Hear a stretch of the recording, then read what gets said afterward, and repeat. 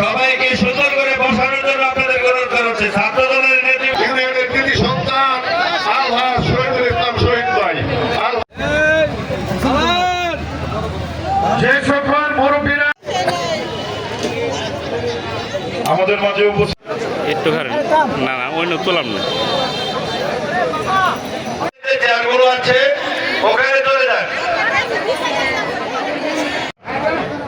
আজকে আমরা চাই যে আপনার ভোট আপনি দিবেন, যাকে খুশি তাকে দিবেন। এই ভোটের যে আপনাদের